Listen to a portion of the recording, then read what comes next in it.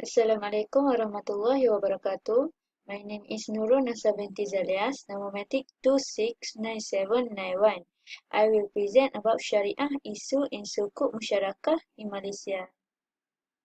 Sukuk is an alternative to conventional bonds. In the Sukuk industry, almost the same approach is applied as in the conventional bond industry. For example, the issue of capital guarantee, profit, and so on, as will be discussed later. Based on the principal themes and conditions, a number of Shariah issues have been identified that need to be re-evaluated. Among the Shariah issues are as follows, namely wa'ad, wa'dan, and muadah. Promise to buy back sukuk, purchase undertaking, liquidity facilities, classification, and tanazul. The first issue is wa'ad, wa'dan, and muadah. The application of the principle of wa'dan and muadah has been widespread in such Islamic financial product. This principle has become a key component of current Islamic financial product to compete and match conventional financial product. The proof this concept is accepted and has been applied in the sukuk industry, which is related to the promise to buy and resell sukuk, liquidity facilities, exit mechanism, breach of agreement, event of default, and capital payment redemption. Issue 1. Wa'ad. Wa'ad according to language is a promise or bond, whether the promise of good things or not. Usually, wa'ad associated with a good promise. Whereas according to the terminology, wa'ad means a statement by a person above an action to be taken in the future that it relates to another individual regardless of whether the action is good or otherwise. Based on definition given above, it can be concluded that a wa'ad is a promise by one party to another to do something, such as a promise to buy or sell in the future. The original law of promise was a must because each individual can promise on good things to others according to his will. Wa'ad and contract are two different elements and require to be detailed understanding. The jurists justify a wa'ad as a promise entered into together to do something in the future. The word something here is not limited to a promise to do ijab and qabul only. Instead, it covers a promise in daily life such as a promise to visit relatives, a promise to build a house, and so on, related to a promise to do in the future. However, when looking at the context of the promise to make a covenant, it is different from others' promise. That is, one party will promise to make a transaction in the future, and when the time comes, ijab and qabul will be sealed. Figure 4.1 illustrates the wa'ad. The table illustrates the wa'ad. Based on figure 4.1, the promise takes place on December 1 and the covenant takes place on January 1. This shows a promise is different from a covenant where the promise occurs first while the covenant occurs later. Apart from that, the two can be distinguished where the contract requires ijab and qabul to ensure that it is recognized, as well according to syarat why the promise does not require ijab and qabul. Okay, this table 4.2. Moreover, the difference between a covenant and a promise can be seen from the legal implication. In the resolution issued by the National Bank, it is stated that each of the two has its own legal implication. In a contract, for example, each party is bound by the terms of the contract, and if the contracting parties violates the contract, then the party can be liable for damage. This is different from a promise, as it does not bind the party making the promise to fulfill his promise, and if he breaks the promise, then no compensation for the breach is promised. First view, wa'ad is mulzim.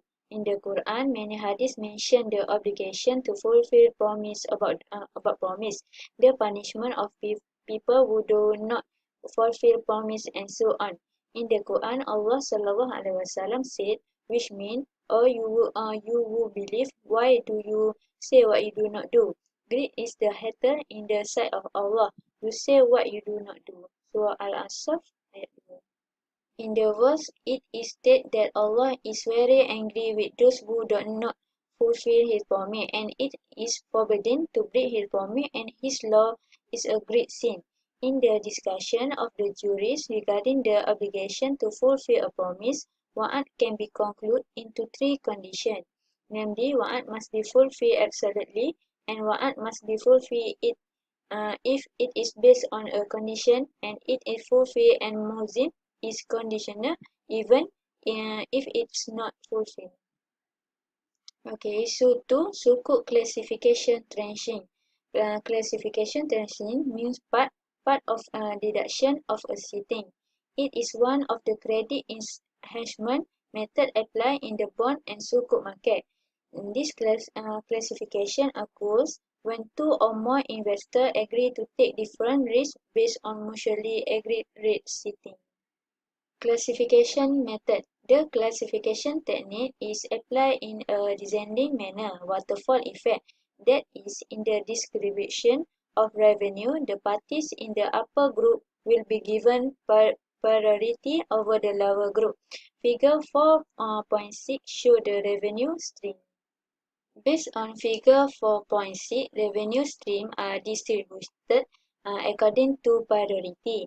For example, a profit of 1 million is obtained and the distribution is done by waterfall effect.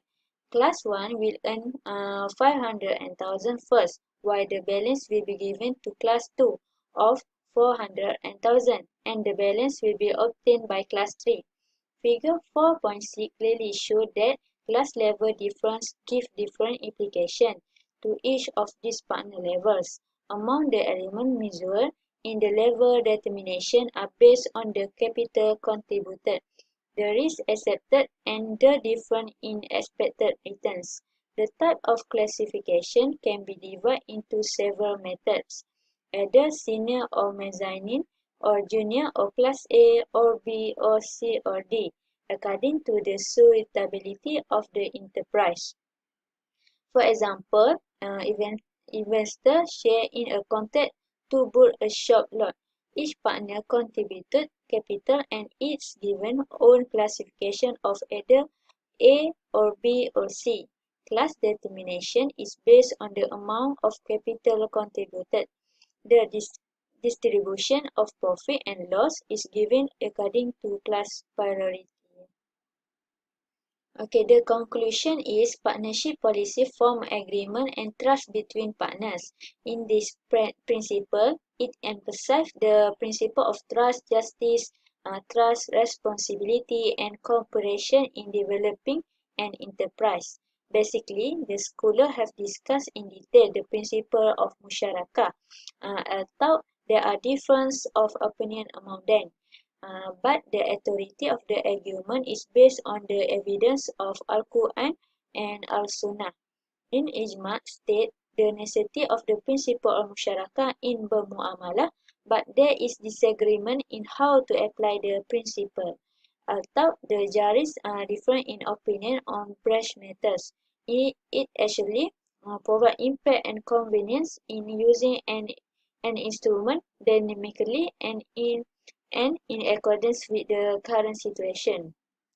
In presenting views on Shariah issue in the structuring of Sukuk Musyarakah, the research conclude and justify by accepting an opinion that